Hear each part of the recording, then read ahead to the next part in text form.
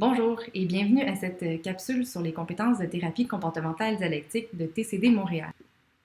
Dans cette capsule, je vais vous décrire la compétence Give Fast qui fait partie du module d'efficacité interpersonnelle. Les compétences d'efficacité interpersonnelle sont utiles pour bâtir des relations, pour renforcer les relations que vous avez déjà et pour gérer les conflits. Elles vous permettent de demander avec efficacité les choses dont vous avez besoin et de dire non aux demandes indésirables. Pour toutes les compétences d'efficacité interpersonnelle, la première étape est de clarifier l'objectif par rapport à l'interaction à venir. Est-ce que c'est d'atteindre un objectif, de maintenir la relation ou de maintenir le respect de soi? Ainsi, avant d'appliquer la compétence, demandez-vous, est-ce que le give ou le fast sont les compétences à utiliser dans cette situation? Commençons par la compétence give. Utilisez le give si vos objectifs sont d'agir de manière à ce que l'autre personne continue à vous apprécier et à vous respecter.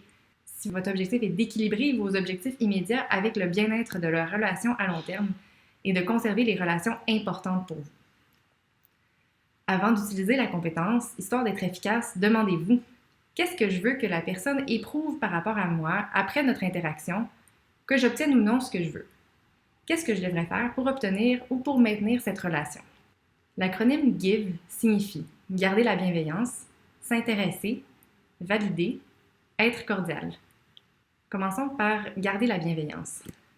Évitez les attaques, les menaces et les jugements. Assurez-vous de demeurer respectueux. Faites attention à ne pas attaquer verbalement ou physiquement. Donc, observez votre langage verbal, mais aussi non verbal. Faites attention à ne pas serrer les poings et surtout ne frappez pas, ne soyez pas violent. Faites attention à ne pas menacer, que ce soit directement ou non. Des fois, ça peut être utile de décrire les conséquences qui pourraient se produire si vous n'obteniez pas ce que vous voulez, mais c'est important de le faire calmement et sans exagération. Ne faites pas de menaces dissimulées. Tolérez qu'on ne vous donne pas ce que vous voulez et quittez la discussion poliment. Ensuite, intéressez-vous à l'autre. Montrez-lui que vous êtes intéressé. Portez bien attention au message que peut envoyer votre langage non verbal. Donc, regardez l'autre dans les yeux. Il peut être possible de vous pencher un peu vers lui plutôt que de vous reculer. Faites attention à ne pas couper la parole. Si la personne désire reporter la discussion à une autre fois, respectez sa décision sans insister. Ensuite, validez-le. Démontrez à l'autre que vous comprenez ses émotions et pensées par rapport à la situation. Vous pouvez le faire soit par des paroles ou par des actions. Essayez de vous mettre vraiment dans ses souliers. Vous pouvez utiliser des formulations du genre « je me rends compte que la formulation n'est pas facile pour toi » ou « t'as beaucoup à gérer en ce moment » ou autre. Quelques pistes pour mieux valider. Et en fait, je vous précise ici que la validation sera le sujet d'une autre capsule vidéo que vous pourrez consulter sur TCD Montréal. Mais en attendant, prêtez attention à la personne. Donc, faites seulement une chose à la fois. Reformulez ce qu'elle dit de façon non jugeante pour être sûr d'avoir bien compris. Faites attention aux non-dits et essayez d'avoir une idée via le langage non-verbal de l'autre et via ce que vous savez déjà de la situation et de la personne. Ensuite, vérifiez vos perceptions pour être sûr qu'elles sont justes.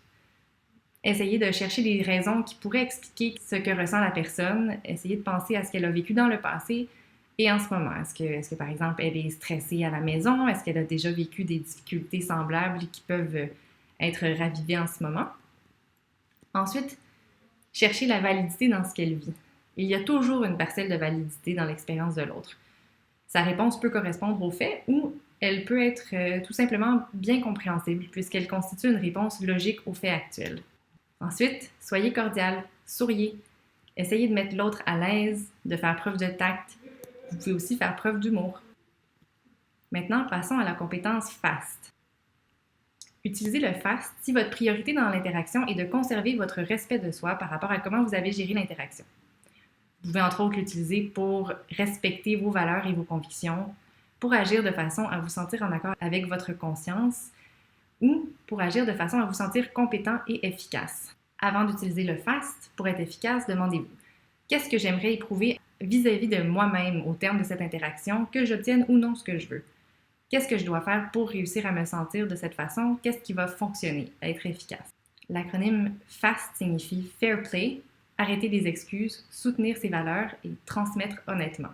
D'abord, soyez fair play, soyez juste et honnête envers vous-même et l'autre. N'oubliez pas de valider autant vos propres sentiments et désirs que ceux de l'autre. Ensuite, ne vous excusez pas à l'excès. Vous n'avez pas besoin de vous excuser d'exister, de demander quelque chose, de ne pas être d'accord avec l'autre ou d'avoir votre propre opinion. Faites attention à ne pas vous auto-invalider. Essayez d'exprimer votre assurance par le langage non verbal. Plutôt, par exemple, que de dire « Ah, excuse-moi, j'aurais quelque chose à te demander, mais c'est pas vraiment important. » Bien, redressez-vous. Maintenez le contact visuel et dites, par exemple, « Bonjour Karine, si tu as 2 minutes, j'aimerais te demander quelque chose. » Ensuite, soutenez vos valeurs. Restez fidèle à vous-même, à vos valeurs et vos convictions. Ne les sacrifiez pas, sauf peut-être pour des raisons qui seraient très importantes. Et enfin, soyez honnête.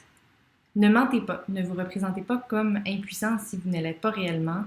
Ne faites pas d'excuses. Soyez le plus honnête possible. Merci d'avoir pris le temps de regarder cette capsule. Je vous encourage à aller trouver les autres vidéos qui sont disponibles sur le site TCD Montréal.